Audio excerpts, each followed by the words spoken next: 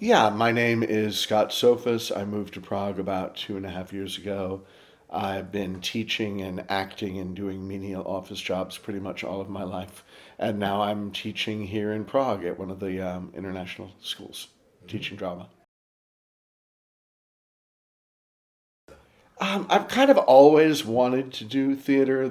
My first real theatrical experience was when I was about 8 or 9. I can't remember whether it was 8 or 9, but my brother, who is considerably older than I, was in university, and they were doing a production of The Wizard of Oz, and they needed.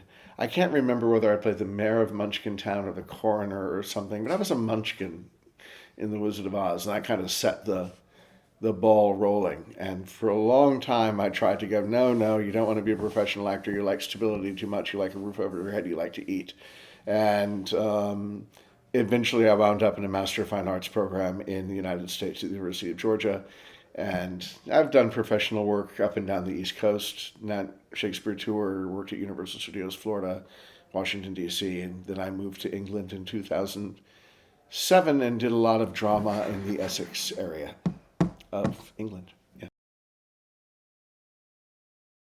I saw the advert for the show on Facebook, and I'm always looking to get involved in other theater related projects. I've done some work with Prague Shakespeare Company, I've done some work with Donkey Drop, I've been going to a lot of film and television auditions, and contacted you, and sounded interesting. You sent me the script, I read through it, went to the audition, and that was how I got involved. And just decided, yeah, I want to do something. I can't really say there was a moment of decision. I liked the script.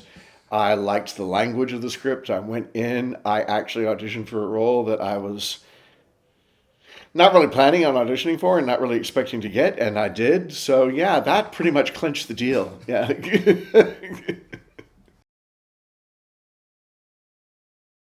I think one of the most memorable roles that is really special to me and means a lot to me is there's a play from the early late 80s, early 90s called The Baltimore Waltz by Paula Vogel, and it's a three-person show, and it's an HIV/AIDS allegory.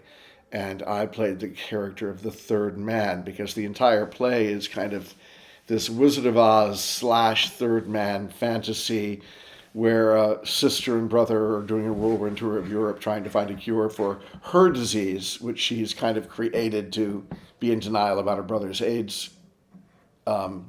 diagnosis. And it's structured after the film The Third Man, and that character plays about 18 different characters. So it was all very Brechtian, lots of changing of costume on stage, changing voices on stage. And it was very fulfilling that it just let me be a little bit free. And it's very similar in a way, I think, to the Benedict character because a lot of breaking the fourth wall, a lot of talking to the audience, a lot of just really, really raw emotion in it. And that's the difference between the two, or the similarity between the two. I mean, it's just two very different roles that have ignited in me kind of a equal passion. The main character, who's a raging alcoholic romanticist, I want to say, alcoholic romanticist in his own mind. For the role, I'm drawing it from a lot of my past health experiences in the past year, which have been really traumatic for me and very frightening. And so I'm putting a lot of that into the role itself. But my theatrical influences go back so far. I'm a big aficionado of Warner Brothers 1930s, 1940s black and white film noir or women's pictures, now Voyager, Mildred Pierce, things like that. And then going up to kind of that whole epic 50s things like Ross Hunter productions of Magnificent Obsession and things like that that I really just find myself getting lost in. And All About Eve. All About Eve, amazing. My favorite film of all time, that and Casablanca. I have been known to claim Alan Rickman as my spirit animal. I was doing a lot of work in the 90s and 2000s at the Maryland Renaissance Festival outside of Washington, D.C., and somehow everybody started comparing me to Alan Rickman, looks wise, vocal wise, things like that. And yeah, I'll gladly accept that Alan Rickman is someone I look up to and worship. Yeah. What do I think is happening? I think that it is a lot of very disparate people coming together in a very confined space and basically revealing the truth about themselves. Or is it just the truth about Benedict? Without revealing too much. I've done some research on the author. I don't know a lot about him, but I know a lot about the history of the novel, the underground history of the novel. I actually have a colleague at work who is from Moscow.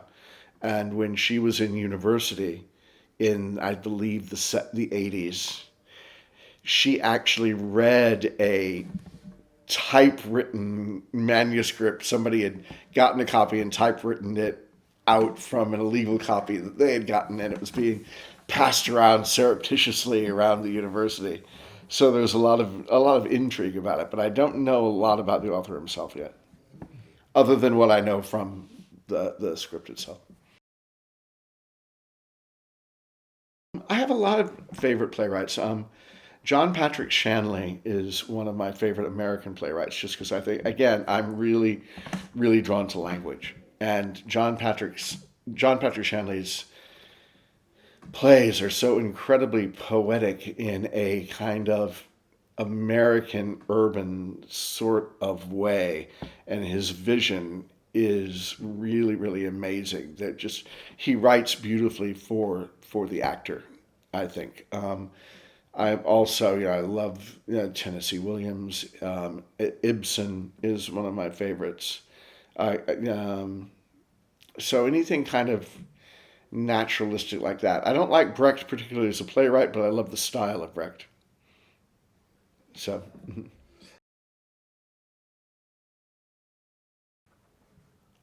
laugh out loud funny, surreal, tragic, and laugh out loud funny. I've loved working with the other cast. I think that from the minute we got together for the initial read through, there was kind of a very warm camaraderie among the cast, and you see that at the rehearsals, people being incredibly supportive of each other, people really working together. Because it's a tricky play. If you're not working as an ensemble, it's not going to work. And I think we've come together very, very quickly as an ensemble. So I really appreciate that. Hands on. That's all I'm going to say.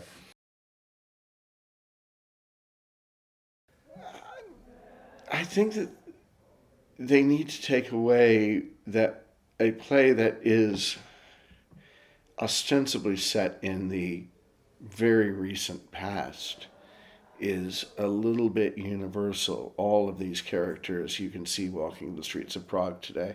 You can see all of these characters walking the streets of London, all of these characters walking the streets of New York.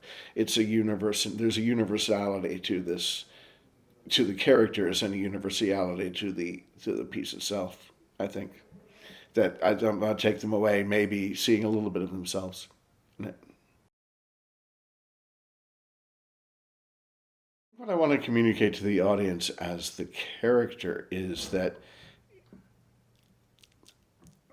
I'd once said he's very optimistic, and I'm not sure that was the right choice of words about the optimism. I think that there is this very, very tragic character who clings on to hope, and I think that we want all the audience to maybe find that small piece of hope within themselves that they cling onto, because if he did not have that piece of hope to cling onto, he would be dead years ago, I think.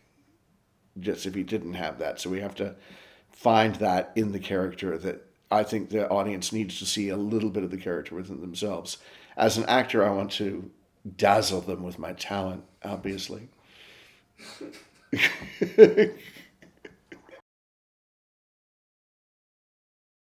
um, I'm not sure it reminds me of a show, but it certainly reminds me of a lot of people that I have met in my life who may not have the mindset to control their, shall we say, more primal needs, more primal urges. A show, I would think maybe, you know what? It just came to me. One of the Eugene O'Neill's sea plays, the one act that Eugene O'Neill wrote about being on a ship, a merchant steamer across the Atlantic and in the Pacific, and the way those characters kind of dealt with each other on a very very highly personal but not so personal scale.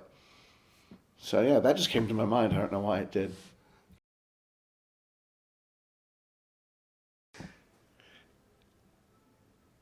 I think it would be the conductor actually, just because it's a really nice small comic bit that just comes out of nowhere and is very fulfilling to be on one end of that comic edge, but I'd like to see what life is like on the other side of that comic edge.